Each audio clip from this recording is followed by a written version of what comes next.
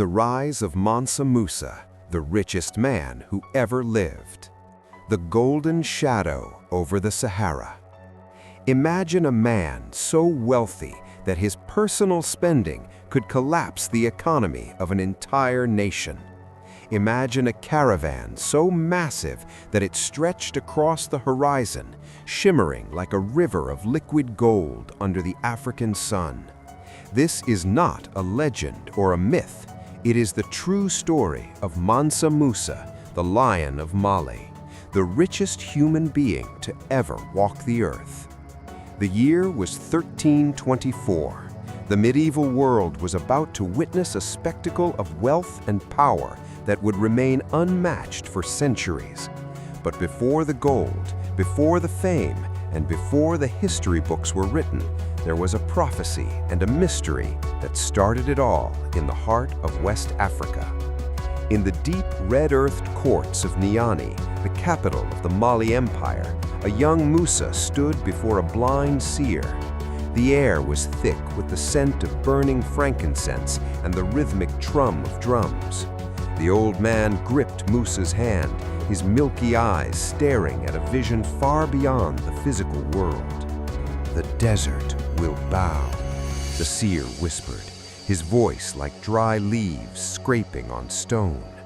"The world thinks Africa is a land of silence, but you, Musa, will be its thunder. You will carry the sun in your pockets, but beware, gold is a heavy burden for the soul.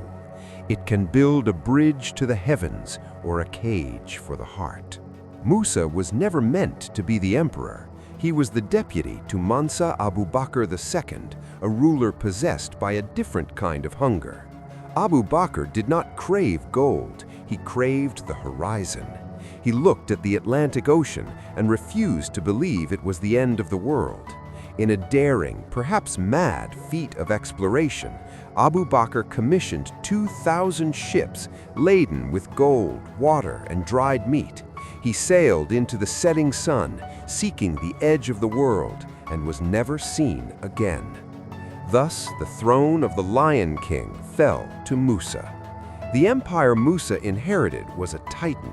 It controlled the two most precious commodities of the ancient world, gold and salt. From the legendary mines of Bambuk and Wangara, gold flowed like a relentless tide. To the north, in the brutal, salt-crusted heat of the Sahara, men hacked white gold from the earth, salt slabs that were traded pound for yellow gold. Under Mansa Musa's reign, Mali became the heartbeat of global commerce. But Mansa Musa was more than a hoarder of riches. He was a visionary who understood that an empire built only on gold would eventually crumble. He turned the mud-brick city of Timbuktu into a sanctuary for scholars, astronomers, and poets. He enforced a peace so absolute that it was said a woman could travel alone from the Atlantic coast to the banks of the Niger River with a crown of gold on her head and never fear a thief. However, a spiritual fire burned within the king. As a devout man, Musa felt the irresistible call of the East. He dreamed of the holy city of Mecca. But a king of Mali does not simply walk across a desert. He moves with the weight of a civilization. Musa decided that his pilgrimage would be his message to the world, a declaration that Africa was not a land of mystery, but a superpower of intellect and wealth. The preparations took 2 years. It was perhaps the largest logistical feat of the medieval age. When the caravan finally departed Niani, the sight was breathtaking, an army of splendor that defied imagination. 60,000 men marched in a line that took hours to pass a single point. 12,000 personal attendants, each draped in the finest Persian silks and brocades. 500 heralds led the procession, each carrying a staff of solid gold weighing 6 pounds. 80 camels, each burdened with 300 pounds of pure, unrefined gold dust. As they stepped into the brutal, unforgiving Sahara, the music of ivory trumpets and talking drums echoed against the dunes. It was a golden city moving across a sea of sand. The world had never seen such a concentration of wealth in motion. But the Sahara is a jealous and lethal god. Just 3 days into the journey, the sky turned an eerie shade of bruised purple. The horizon disappeared behind a wall of red grit. The temperature plummeted, and the wind began to howl like 1,000 screaming ghosts. A haboob, a monstrous sandstorm, was charging toward the caravan at 50 miles per hour. Horses panicked, their neighs lost in the roar of the wind. The gold-laden camels began to sink into the shifting, treacherous earth. Men were blinded, their lungs filling with the very dust they marched upon. In the chaos, the meticulously organized line broke. Soldiers were separated from their units, and the screams of the terrified were swallowed by the desert's fury. Mansa Musa dismounted from his magnificent white stallion. He knelt in the stinging sand, his golden robes whipping violently around him. He wasn't just fighting for his life, he was fighting for the dignity of his people and the future of his legacy.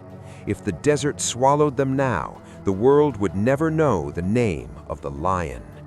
As the sand began to bury his boots, Musa looked up at the towering wall of dust. He did not order a retreat, nor did he hide. He reached for his golden staff, planted it firmly into the shifting earth, and raised his head toward the darkening heavens. The true test of the Golden King had begun. The heart of the infinite sand. The sandstorm was a physical wall of red fury, stripping the paint from the royal palanquins and choking the life out of any creature caught in its path. To the 60,000 pilgrims, it felt as though the desert itself was trying to reclaim the gold that had been stolen from its bowels. But Mansa Musa remained kneeling, a golden statue amidst the chaos. He did not pray for the wind to stop. He prayed for the strength of his people to endure it. When the winds finally died down hours later, the caravan was a ghost of its former glory. Men crawled out from under blankets of grit, coughing up red dust. The pristine white stallion of the king was stained a dull copper. But as the dust settled, a miracle was revealed. Not a single camel carrying gold had been lost. They had huddled together in a massive circle, instinctively protecting the treasure of Mali. "The desert tests us," Musa's voice rang out, clear and unshaken, as he brushed the sand from his silken robes. "It wants to know if we are worthy of the journey ahead. Rise! We do not march for ourselves. We march for the legacy of the lion." With the reorganization of the massive line, the caravan pressed deeper into the Sahara. This was the empty quarter of the soul. For weeks there was nothing but the rhythmic shuff-shuff of camel hooves and the relentless glare of a sun that seemed determined to melt their golden staffs. Water became more precious than the gold dust they carried. Musa's logistical genius now came into play. He had organized a secondary water train of thousands of goatskins, but even those were dwindling. The king, however, had a secret weapon: the desert nomads, the Tuareg. He didn't conquer them, he hired them. He paid them in salt and gold to guide his massive city in motion to hidden oases that were not on any map. As they reached the legendary oasis of Tagaza, the atmosphere shifted. Here, the ground was not sand, but solid crusts of salt. The houses were built of salt blocks, and the water was bitter. But for Musa, this was a strategic victory. He traded a portion of his gold for massive quantities of salt, knowing that as they moved toward the Mediterranean, the value of salt would skyrocket. He was not just a pilgrim, he was a master economist, playing a high-stakes game across 3 continents. But as the caravan approached the borders of the Mamluk Sultanate in Egypt, a new challenge emerged, one that gold could not easily solve. Word of the Golden King had raced ahead of them like a wildfire. Spies from Cairo and Damascus had watched the horizon, reporting back to the Sultan al-Nasir Muhammad about an African king who traveled with enough wealth to buy the world. When the outskirts of Cairo finally appeared, a silhouette of minarets and limestone pyramids, the city was in a frenzy. The people of Egypt had heard stories of kings, but they had never seen a king who gave away gold as if it were common gravel. Mansa Musa's entrance into the suburbs of Cairo was a sensory explosion. He ordered his 12,000 attendants to change into their finest brocades. Every slave was given a fresh golden staff. As they paraded through the streets, Musa began to do something that would change the history of the Middle East forever. He began to give. He threw handfuls of gold dust to the beggars. He bought entire markets of supplies and paid 3 times the asking price. He donated massive sums to every mosque and orphanage he passed. The citizens of Cairo wept with joy, dancing in the streets, shouting the name of the Black Sultan. However, this generosity caught the attention of the Sultan's palace. Sultan al-Nasir Muhammad sent a formal invitation, or rather a command, for Musa to visit the citadel. But there was a catch. Egyptian protocol demanded that any visiting dignitary must prostrate themselves, kissing the ground before the Sultan's throne. "I am a king of a sovereign land," Musa told the Sultan's messenger, his eyes flashing with a quiet fire. "I bow only to the Creator who gave me this gold. Tell your master that the Lion of Mali does not crawl." The tension in Cairo reached a breaking point. On one side stood the Mamluk Empire, the greatest military power in the East. On the other stood Musa and his 60,000-man army, sitting on a fortune that could fund 100 wars. For 3 days, the caravan camped outside the city walls. The markets went silent. The air was thick with the threat of steel. Musa sat in his tent, looking at a map of the world sketched on parchment. He knew that a war here would end his pilgrimage and destroy his dream of a united Africa. He needed a diplomatic miracle.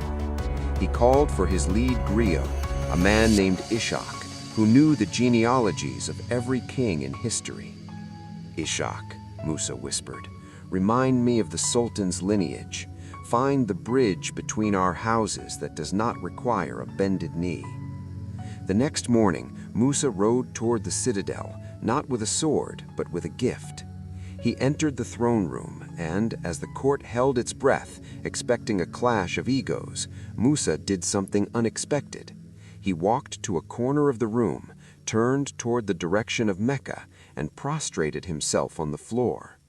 "I bow to Allah," he declared loudly, his forehead touching the stone, "and in doing so I honor the Sultan who is the protector of this holy land." It was a brilliant maneuver. He had shown humility without submitting to the Sultan personally. Al-Nasir Muhammad, impressed by the African king's wit and piety, rose from his throne and embraced Musa as a brother. The 2 kings sat together for weeks, discussing theology, trade, and the stars. But while the kings talked, the gold that Musa had released into the streets of Cairo was beginning to take a dark and unintended effect. The sheer volume of gold was so great that its value began to plummet. The price of bread tripled. The economy of Egypt, the most stable in the world, was beginning to buckle under the weight of Musa's charity. Musa had come to Egypt to build a bridge, but he was accidentally burning the house down with his wealth. As he prepared to leave for the final leg of the journey to Mecca, he realized that his burden of gold was more literal than the seer had ever worn. The weight of mercy. The departure from Cairo was not the triumphant exit Musa had envisioned. While the people cheered his name, the merchants were in a panic. By flooding the Egyptian markets with thousands of pounds of gold, Musa had inadvertently triggered a massive inflation. The value of gold in the Mediterranean dropped to its lowest point in centuries. It was a lesson in power that the Mansa had not expected. Even the most righteous mercy, if uncontrolled, could destroy. As the caravan turned toward the Red Sea, heading into the harsh terrain of the Sinai Peninsula, Musa felt the weight of his gold becoming heavier. "We are not just carrying wealth anymore," he remarked to his advisors. "We are carrying the fate of every merchant and baker in the lands we touch." The journey through the Sinai was a test of physical endurance. The jagged mountains and narrow passes forced the 60,000-man line to stretch thin, like a golden thread weaving through stone. Water was scarcer here than in the Sahara. The heat reflected off the granite walls, creating a furnace that tested the resolve of even the sturdiest soldiers. Yet, as they reached the shores of the Red Sea, the spirit of the pilgrims soared. The blue water was a sight of salvation after months of red sand and gray stone. They crossed into the Hijaz, the Holy Land. Now the atmosphere changed. The drums of war and the trumpets of wealth were silenced. The silk robes were replaced by the simple white ihram garments. Musa, the most powerful man on earth, now stood as a common man among common men. When the spires of Mecca finally appeared on the horizon, tears flowed freely down the Mansa's face. He entered the city not as a conqueror, but as a seeker. For weeks, the king of Mali lived a life of prayer and reflection. He spent his nights in the shadow of the Kaaba, speaking with scholars from Persia, India, and Spain. He realized that while he had the world's gold, these men possessed the world's knowledge. He met an architect from Andalusia named Abu Ishaq al-Sahili, a man whose mind was filled with the geometry of the stars and the grace of curved arches. "I have built a city of gold," Musa told the architect, "but gold vanishes. I want to build a city of the mind. I want to build mosques and libraries in the desert that will stand until the end of time." Musa convinced al-Sahili and dozens of other scholars to return with him to Mali. He promised them not just gold, but the freedom to build a new center of the world in the heart of Africa. However, as the time came to leave Mecca and begin the long journey home, a crisis struck. News reached the caravan that the Songhai people, a powerful group within the empire's borders, were restless. There were whispers of rebellion in the city of Gao. At the same time, the caravan's supplies were dangerously low. Most devastatingly, the very gold that had made them famous was now gone. Musa had given away so much in Cairo and Mecca and spent so much on hiring scholars and buying rare manuscripts that the royal treasury was nearly empty. The richest man in the world was suddenly short of funds to feed his 60,000 followers on the return trip. It was a moment of profound irony. The king who had broken the economy of Egypt was now forced to borrow money from the very merchants he had enriched. Musa did not despair. He approached the leading merchants of Cairo on the return leg, men who were now wealthy beyond their dreams because of his earlier gifts. He asked for loans at high interest. "You know my mines," Musa said with a confident smile. "You know that the earth of Mali bleeds gold. Lend to me now, and you shall be repaid tenfold." Trusting in the legend of the lion, the merchants emptied their coffers. The caravan was saved. But the return journey was a race against time. They had to reach the Niger River before the rebellion in Gao could fracture the empire. As they marched back across the desert, the caravan looked different. It was no longer just a display of wealth. It was a mobile university. Hundreds of camels were now laden with books instead of gold dust. The scholars and poets Musa had recruited debated philosophy as they rode through the dunes. When they finally reached the borders of the Mali Empire, Musa did not head straight for his capital of Niani. Instead, he marched his exhausted army directly toward the rebellious city of Gao. The rebels expected a weakened king, a man softened by his travels.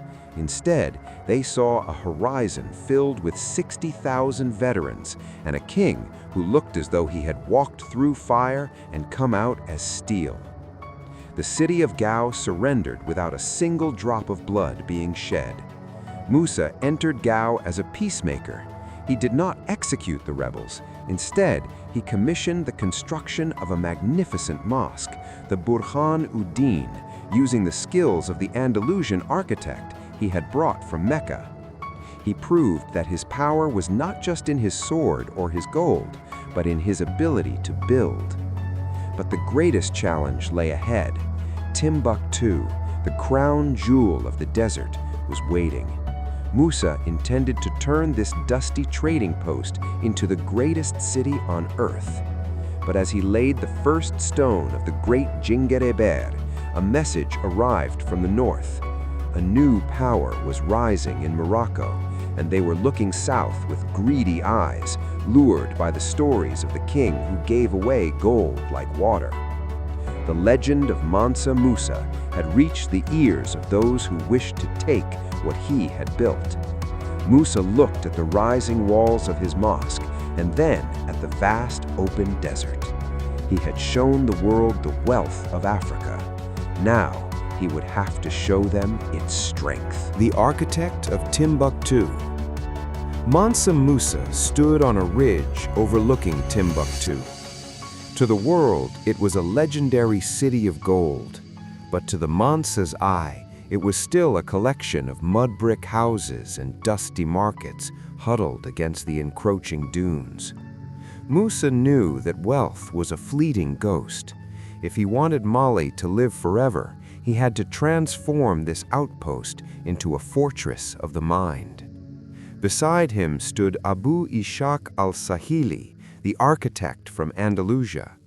Al-Sahili looked at the red earth of the Niger Valley and saw something others didn't. He didn't see mud, he saw the bones of a new civilization. "In my land," al-Sahili said, tracing lines in the sand with his staff, "we build with stone and marble, but here the earth itself wants to speak. Give me the clay of the Niger, the wood of the palm, and the gold of your mines, and I will build you a mosque that breathes." Work began on the Djinguereber Mosque. It was a construction project unlike any Africa had ever seen. Thousands of laborers moved in a rhythmic dance, mixing soil with straw and water to create sun-dried bricks. But al-Sahili introduced a revolutionary technique, the use of burnt bricks and limestone plaster, giving the structures a durability and smoothness that shimmered under the sun. The mosque rose like a mountain from the desert floor, its minarets reaching for the heavens, bristling with wooden beams that served both as scaffolding and as decorative horns of the desert. As the mosque took shape, the scholars Musa had brought from Mecca began to settle. They didn't just bring religion, they brought mathematics, medicine, law, and astronomy. Musa established the University of Sankore. He turned his royal treasury into a massive purchasing office for books. "Every book brought from the north," Musa decreed, "shall be weighed against gold. If the knowledge is rare, the price is irrelevant." Soon, Timbuktu became a magnet. Caravan after caravan arrived, but they weren't just carrying salt or silk anymore. They were carrying manuscripts from Baghdad, scrolls from Alexandria, and maps from Venice. The city grew from a trading post into an intellectual powerhouse. It was said that in the markets of Timbuktu, the profit made on the sale of a book was higher than the profit made on any other commodity. However, as the fame of Timbuktu grew, so did the shadows on the horizon. To the north, the Marinid Sultanate of Morocco had heard the tales of the Golden King. Their spies moved through the crowds in the markets, counting the soldiers and measuring the thickness of the walls. They saw the wealth, but they also saw a king who was spending his fortune on ink and stone rather than spears and shields.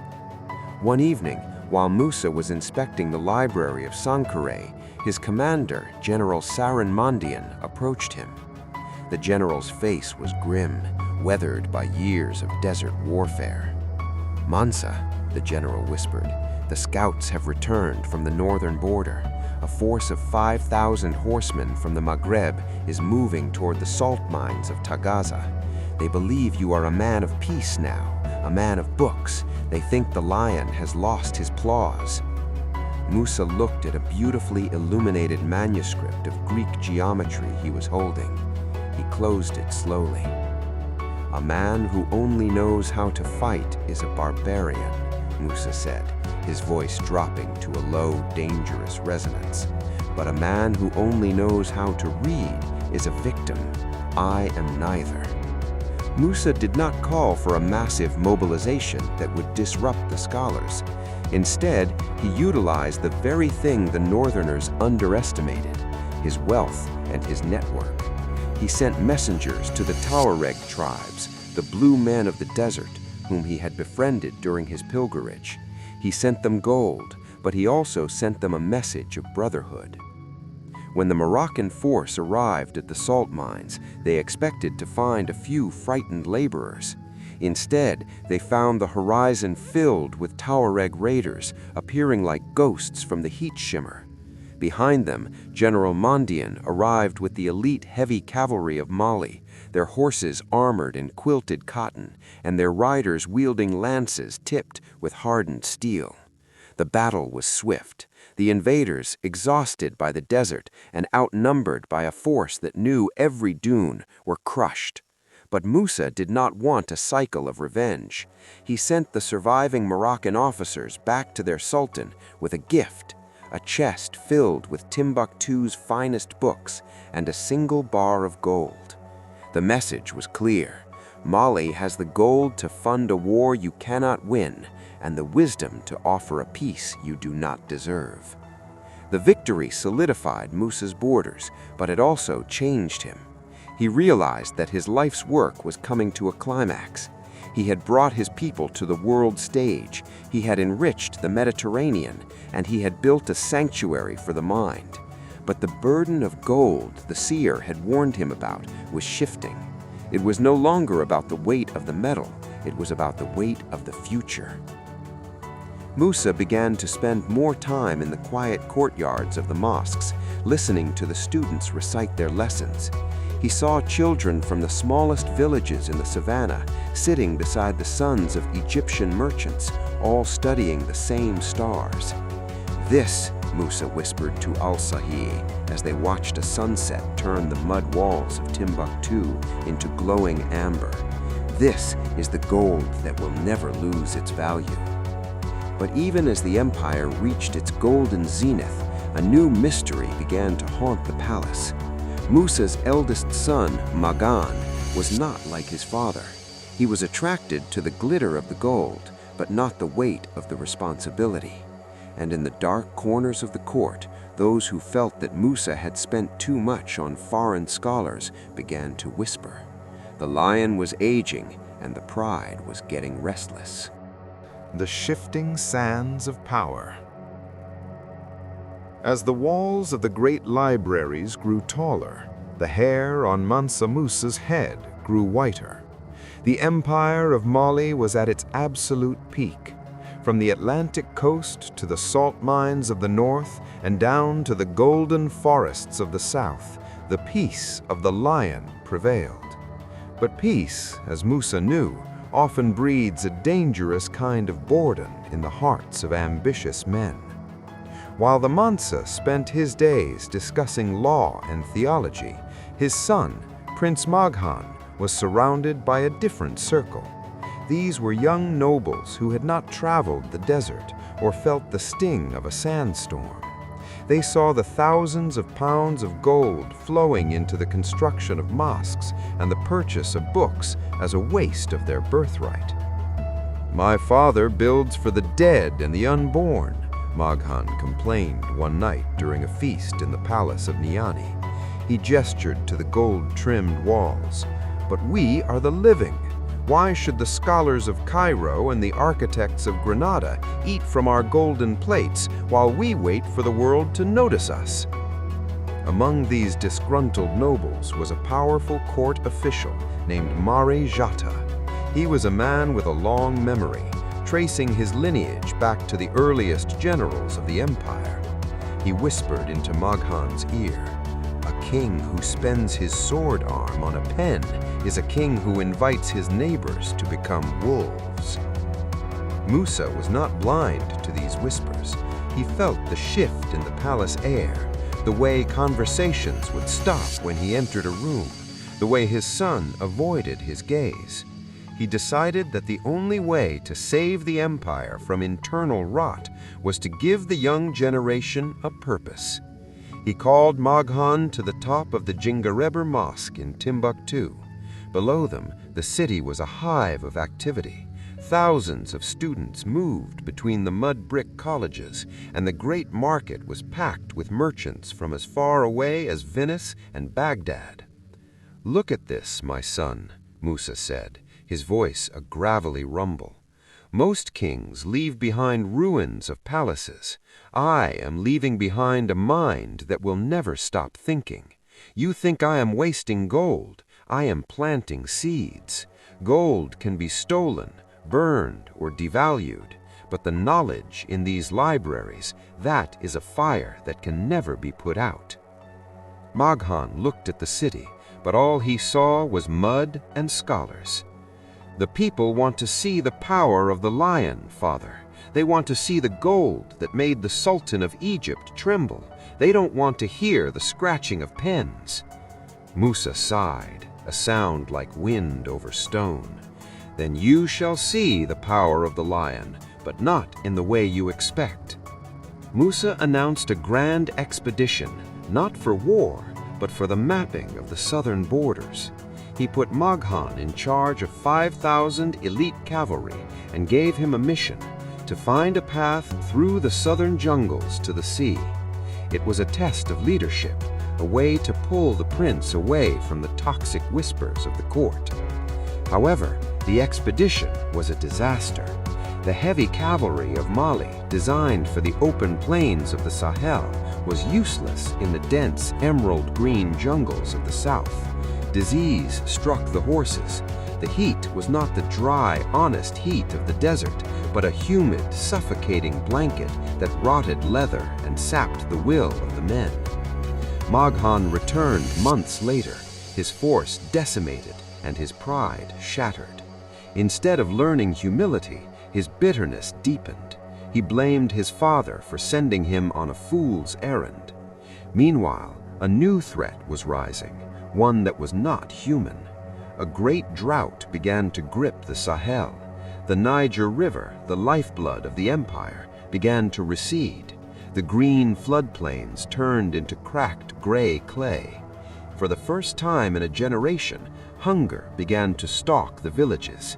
The nobles saw their chance. "Where is your god now, Mansa?" Mari Jata challenged in the public square.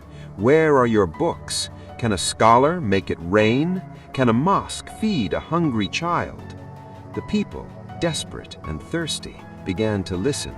The legend of the Golden King was being eroded by the dust. Musa knew that this was the most dangerous moment of his reign. He didn't respond with force. Instead, he did something that shocked the court. He opened the royal granaries, which he had quietly been filling for years using the profits from his salt trades. He also used his last remaining reserves of gold to buy grain from the north and ship it down the dwindling river. "A king is a shepherd," Musa told the rioting crowds as he stood alone among them, without guards. "I did not build mosques to show off my wealth. I built them to teach us how to survive the dark times, and the dark times are here." He spent his days in the fields, showing the farmers how to dig deeper wells using techniques he had learned from the Persian engineers in Mecca. He became a laborer in his own land. Slowly, the drought broke. The rains returned, washing away the dust and the rebellion. But the effort had taken its toll. Musa's health was failing. He realized that he could no longer carry the burden of gold alone. He called for the architect al-Sahili and the general Mundian. "The empire is stable for now, but my son's heart is still made of glass. When I am gone, the wolves will come, not just the Moroccans or the Songhai, but the wolves from within." He made a final request to al-Sahili: "Build me one more thing, not a mosque, not a library. Build me a hidden vault, not for gold, but for the most precious manuscripts of our history. If the city ever falls, the knowledge must survive. The gold of Mali may vanish, but the story must remain." As Musa closed his eyes to rest, a messenger arrived from the coast. A strange sight had been seen on the Atlantic: large ships with white sails, far larger than the ones Abu Bakr had used. They were not from Africa. The world was changing. The age of the lion was ending, and the age of the sea was beginning. The shadows of the sea. The messenger's report sent a chill through the royal court that even the Saharan sun could not warm. These strange ships, seen off the coast of the Senegambia, were unlike the reed boats or the wooden dhows of the Niger. They were massive wooden leviathans with towering masts, bearing symbols that the local fishermen did not recognize. Mansa Musa, though frail, sat up in his bed. He understood the implications better than his generals. "The world is shrinking," he whispered to General Mondian. "For centuries, the desert was our wall and our highway, but the water has no gates. Anyone can knock upon our back door now." While the court debated whether these strangers were gods or ghosts, Prince Magan saw an opportunity. He believed that if he could capture one of these ships or seize whatever wealth they carried, he could finally prove he was a greater leader than his father. Without the Mansa's permission, Magan gathered 1,000 of the elite Gbara guards and marched toward the Atlantic coast. Back in Timbuktu, the construction of the hidden vault began in secret. Abu Ishaq al-Saili designed it beneath the foundation of the Sankara Madrasa. It wasn't meant to protect gold bars, but thousands of leather-bound volumes on medicine, history, and the movement of the planets. "If the gold is taken," al-Saili said as he placed the first stone, "the people will be poor for a generation. But if the books are lost, they will be forgotten for eternity." As the vault was being built, Musa received a visitor. It was an old merchant from the north, a man who had survived the inflation in Cairo years ago. He had come to repay a debt of honor. "Mansa," the merchant said, bowing low, "the kings of Europe are talking about you. They have drawn a map, the Catalan Atlas. In the center of the world, they have drawn a man in a golden crown, holding a golden nugget the size of a pomegranate. That man is you." Musa smiled sadly. "To be a legend is to be a target." "Indeed," the merchant replied. "In the ports of Portugal and Spain, they no longer call your land Mali. They call it the Golden Kingdom. They are no longer content to wait for the salt caravans to bring them news of you. They are coming to find the source." Meanwhile, at the coast, Magan's expedition arrived at the mouth of the Gambia River. They waited for days, scanning the horizon. Finally, one of the massive ships anchored near the shore. A small boat was lowered, and a group of pale-skinned men in iron breastplates stepped onto the sand. These were the first explorers of the European Renaissance, driven by the very legends Musa had created during his pilgrimage to Mecca. Magan, wanting to show his power, ordered his men to surround them, but the strangers did not draw swords. Instead, they held up mirrors, glass beads, and strange metal tubes. They spoke a tongue that no one in the party understood, but their eyes were fixed on one thing: the golden bracelets on Magan's wrists. A skirmish broke out when a nervous Malian archer let fly an arrow. The strangers responded with a thunderous roar, the first time gunpowder was heard on the shores of Mali. The sound was so terrifying, so otherworldly, that Magan's horses bolted. The Iron Men retreated to their ship and sailed away, but the damage was done. They had seen the gold. They had seen the vulnerability. When Magan returned to Niani, he found the capital in mourning. Mansa Musa's health had taken a final turn. The great king, who had turned the world's economy upside down with a single journey, was now fading like the evening sun over the Niger. Musa called his son to his bedside. He did not scold him for the failed expedition. He simply took off his heavy golden ring, the seal of the Mansa, and placed it in Magan's hand. "My son," Musa whispered, his breath hitching, "you wanted to see the power of the lion. You have seen the thunder of the strangers. Do not fight them with steel alone. Fight them with the mind. Keep the libraries open. Keep the scholars close. For the day will come when gold will be worthless, and only those who know the stars will find their way home." In the year 1337, Mansa Musa, the King of Kings, breathed his last. The news of his death traveled faster than a caravan. In Cairo, the bells of the mosques tolled. In Timbuktu, the scholars closed their books in silence. In the distant palaces of Europe, the maps were redrawn with even more gold, marking the beginning of an era of greed that would eventually change the face of the continent. Magan took the throne, but the crown felt heavier than he imagined. Marijata and the other nobles immediately began to claw at the treasury. The wolves Musa had warned about were no longer at the gate. They were in the throne room.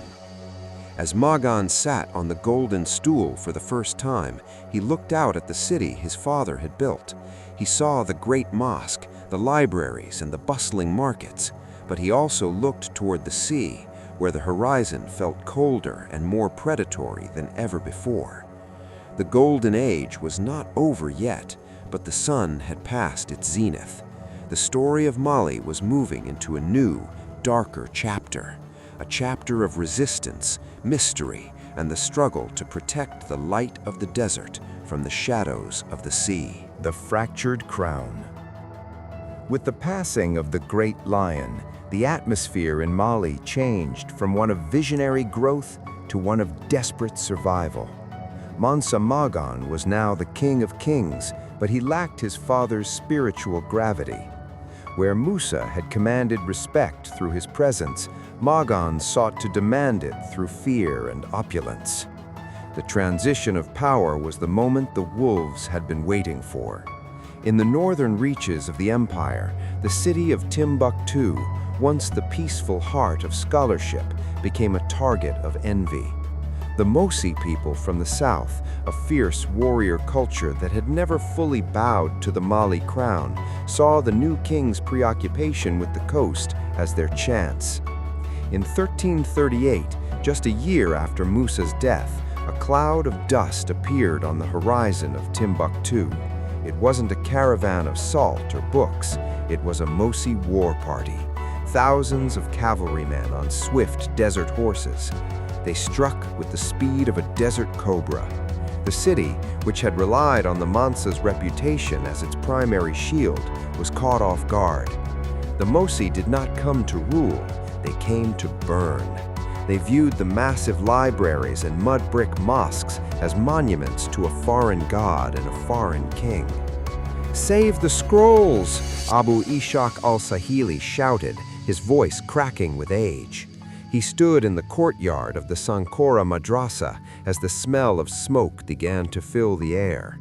While the city's guards fought a losing battle in the narrow streets, a secret operation began. The scholars, men who had spent their lives studying the stars and the law, formed a human chain. They passed leather-bound manuscripts, some decorated with gold leaf, others smelling of ancient vellum, down into the hidden vault al-Sahili had built. By the time the Mosi reached the great mosque, the precious knowledge of Mali was buried beneath 10 feet of earth and stone.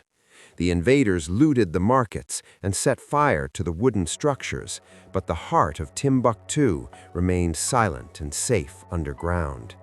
When news of the raid reached Magan in Nyani, he was paralyzed by indecision. His advisor, Mari Jata, seized the moment. "Your father's peace has made us weak," Jata roared in the council. "We spent gold on ink while our enemies sharpened their spears. We must retaliate, or the empire will dissolve like salt in the rain." Magan launched a counterattack, but it was costly and poorly managed. He depleted the royal treasury to hire mercenaries from the north, men who had no loyalty to the Keita dynasty. The empire began to bleed. For every gold nugget Magan spent on war, a school in Timbuktu or a clinic in Gao was forced to close. As the internal economy struggled, the Iron Men from the sea returned. This time, they didn't just stay on the beaches. A Portuguese captain named Antão Gonçalves pushed further inland, seeking the fabled rivers of gold. One moonless night, a Portuguese raiding party encountered a Malian patrol near the mouth of the Senegal River. This time, the Africans were prepared.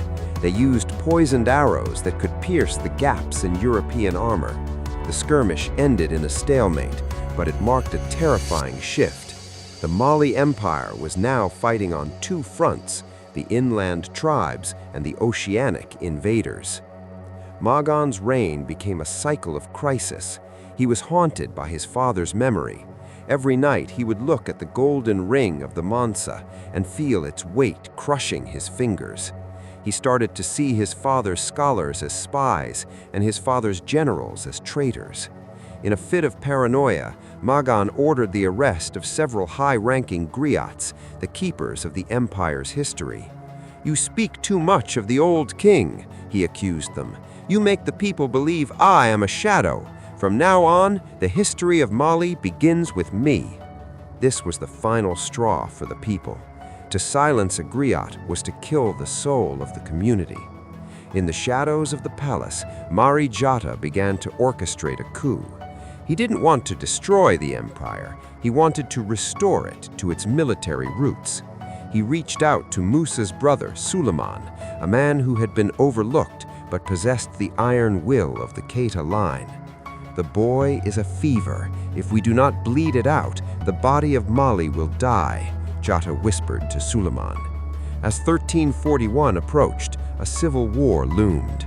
The empire that once stunned the world with its unity was now a house divided. The gold mines were still producing, the salt was still flowing, but the trust, the invisible currency that held the millions together, was gone. Magan stood on the balcony of his palace in Nyani, looking toward the north. He could see the smoke of distant fires.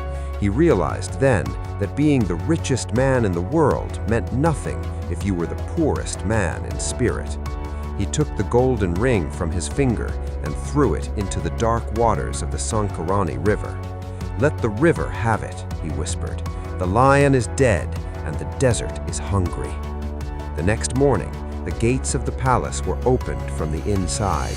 Suleiman entered with the support of the army. Magan was not killed, but he was exiled, sent into the very southern jungles he had failed to conquer years before. Mansa Suleiman took the throne. He was a stern, disciplined ruler who would stabilize the borders and rule for 24 years. But the damage to the golden image was done. The secret of the hidden vault in Timbuktu remained a secret, known only to a few aging scholars who died one by one, leaving the location a mystery even to the new king. The world outside was watching. In the maps of Europe, the image of the king with the golden nugget remained, but the lines leading to his kingdom were being redrawn as paths of conquest. The iron hand of Suleiman. Mansa Suleiman was not his brother Magan, nor was he his father Musa. He was a man of cold stone and sharp steel. Where Musa had ruled with the charisma of a sun god, Suleiman ruled with the efficiency of a desert wind. He inherited a treasury that was leaking and a border that was fraying, and his first act was to shut the gates of the empire to the world.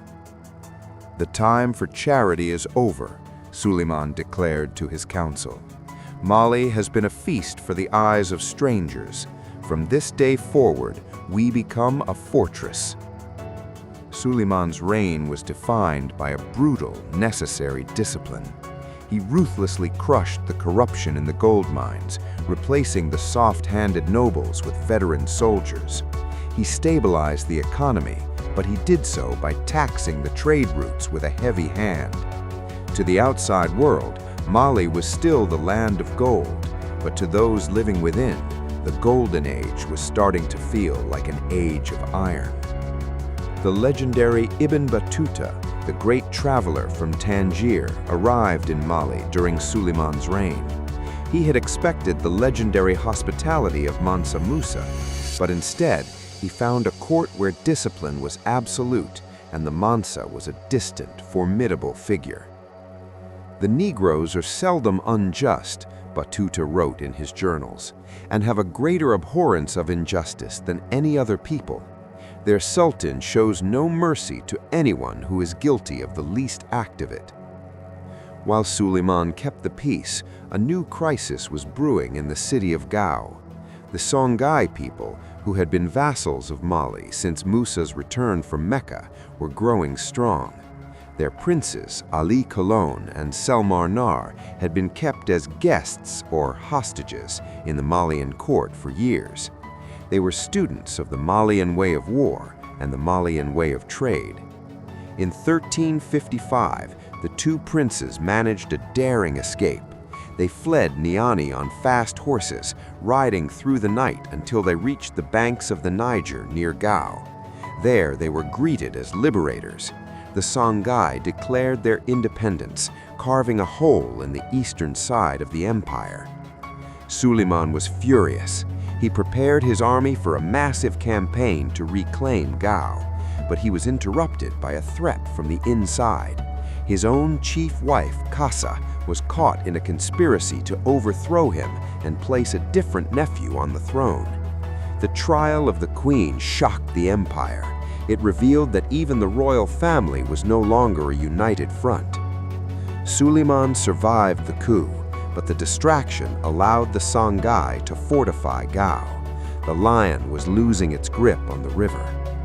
Meanwhile, in Timbuktu, the hidden vault remained undisturbed. The scholars who had hidden the books were mostly gone, and the new generation of students at the Sankore University didn't even know they were walking over the greatest library in history. The city was still a center of learning, but the spark of innovation that Musa had brought from Mecca was fading under Suleiman's rigid control. By the late 1350s, the iron men from the sea began to change their tactics. The Portuguese, realizing they couldn't conquer the inland empire yet, began building feitorias, or trading posts along the coast of modern-day Ghana and Senegal. They bypassed the Saharan trade routes, dealing directly with the coastal tribes for gold and ivory. This was a silent dagger to the heart of Mali.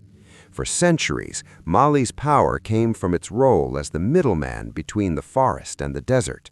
Now the gold was flowing directly to the ships, leaving the Saharan caravans and the Mansa's taxes empty. Suleiman saw the wealth of his empire beginning to drain away into the Atlantic. He sent an embassy to the Sultan of Morocco, proposing a grand alliance of the Saharan powers to block the Europeans. But the Moroccans, still bitter about their defeat at the salt mines years ago, refused. "Let the lion fight the sea," the Sultan replied. "When they have both bled dry, we will take the sand." In 1360, Mansa Suleiman died. He had saved the empire from immediate collapse, but he had left it rigid and brittle. He was the last of the truly powerful Mansas. After him, the throne became a revolving door for weak rulers and ambitious generals. The gold mines were still there, the mosques still stood, but the spirit of the people was tired. They missed the days when a king would throw gold dust to the poor and invite scholars from across the world to talk about the stars. They missed the vision of Mansa Musa. As Suleiman was laid to rest in a tomb of red clay, a young griot sat by the river, playing a kora. He sang a song that had been forbidden during Suleiman's reign. The gold is in the earth, but the light is in the book. The king is in the grave, but the lion is in the wind. Watch the horizon, for the strangers bring a fire that does not cook, and a greed that the desert cannot bind. It was the year 1361. The Mali Empire was about to enter its long, slow twilight, but in the deep foundations of Timbuktu, the books of the Golden Age waited in the dark, holding the secrets that would one day be the only thing left of the greatest empire Africa had ever known. The crumbling of the Colossus. The death of Suleiman acted as a signal to every predator on the edge of the empire. The decade that followed was a chaotic blur of short reigns and bloody coups. Mansa Musa II, the grandson of Musa, took the throne, but he was a man of excess and cruelty. He lacked the wisdom of his grandfather and the discipline of his granduncle. To fund his lavish lifestyle, he began to sell the very things that made Mali sacred. "The mines are not enough," Musa II reportedly said as he looked at the dwindling royal treasury. "Sell the royal grain reserves, sell the horses of the guard. If the world wants the gold of Mali, they must pay for the privilege of seeing me." Under his disastrous rule, the borders of the empire began to pull back like a receding tide. The Songhai in the east, led by their new dynasty, seized control of the vital trade city of Gao permanently. In the north, the Tuareg nomads, sensing the weakness of the central government, stopped paying tribute and began raiding the caravans they once protected. But the most devastating blow came from the very city that Musa had loved most, Timbuktu.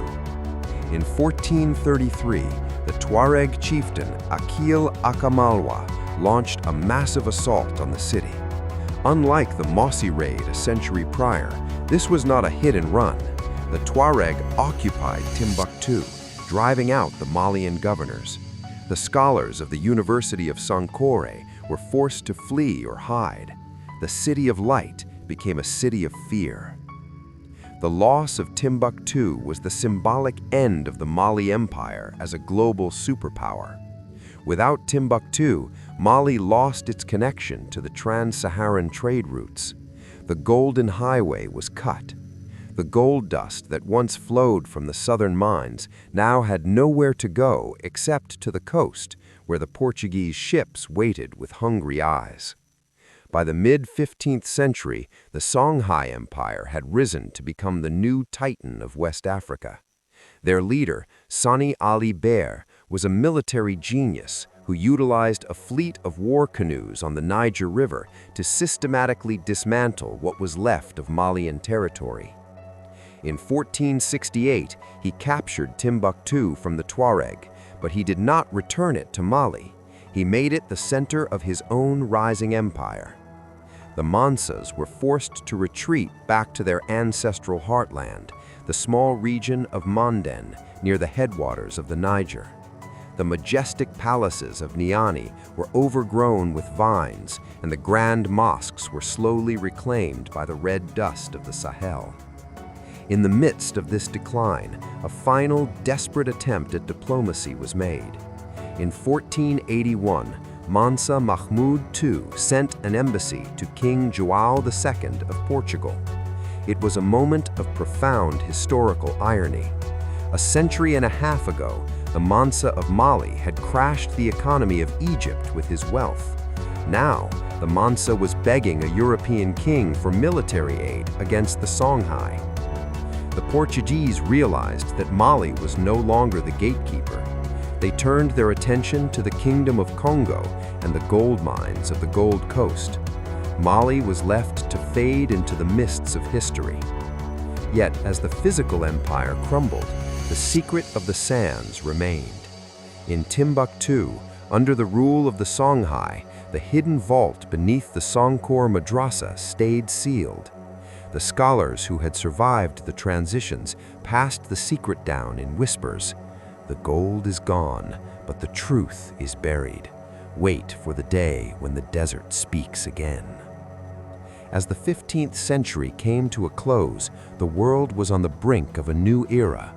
Columbus had reached the Americas, the Renaissance was blooming in Europe, and the slave trade was beginning to cast its long, dark shadow over the African coast. The Mali Empire, which had represented the pinnacle of African wealth and intellectualism, was becoming a memory, a story told by griots over evening fires. But stories have a way of surviving empires. The legend of the man who gave away gold like rain had crossed the oceans.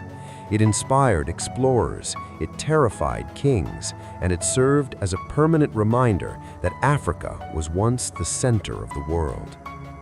The final chapter was approaching, not a chapter of gold, but a chapter of endurance.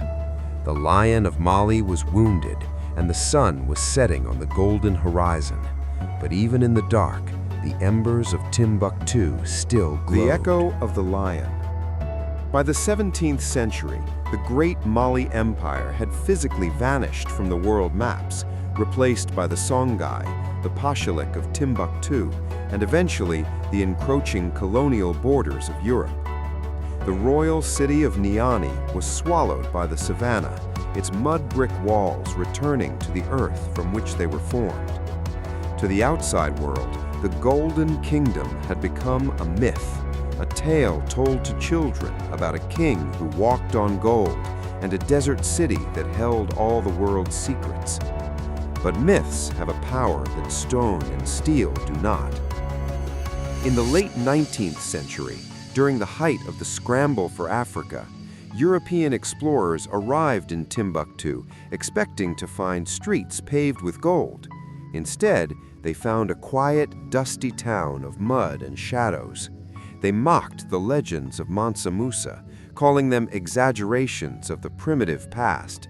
They saw the poverty and the sand, but they failed to see the treasure hidden in plain sight. For centuries, the families of Timbuktu, the descendants of the scholars Musa had brought from Mecca, had been the guardians of the hidden vaults. As the empire fell and wars raged, these families moved the books. They hid them in trunks, buried them in the desert, and tucked them behind false walls in their homes. In the early 21st century, the world finally rediscovered the true wealth of Mali. Thousands upon thousands of manuscripts were brought to light. They weren't gold bars, they were something far more valuable. They were medieval treatises on astronomy, optics, chemistry, medicine, and human rights. One manuscript described the movement of the planets centuries before European telescopes confirmed them. Another detailed the importance of peace and conflict resolution in a diverse society. Mansa Musa's vision had survived. He had known that the gold would be spent, the empire would be conquered, and the crown would be broken. But he had gambled that if he planted the seeds of knowledge, they would wait in the dark until the world was ready to see them again. Today, Mansa Musa is recognized not just as the richest man in history, but as one of the greatest patrons of education the world has ever known. His pilgrimage didn't just move gold from west to east, it moved the center of the intellectual world to the heart of Africa. The story of the Lion of Mali is a reminder that history is not just a record of what was lost, but a testament to what was preserved. The gold dust has long since blown away into the Atlantic, but the light of the desert, the spirit of Timbuktu, remains. In the quiet nights along the Niger River, the griots still play their chorus. If you listen closely to the wind whistling through the ancient wooden beams of the Djinguereber Mosque, you can almost hear the rhythmic shuf-shuf of 60,000 pilgrims and the voice of a king who understood that true power is not found in what you keep, but in what you give away. The Golden Odyssey was never about the gold. It was about the journey of a civilization to find its place among the stars.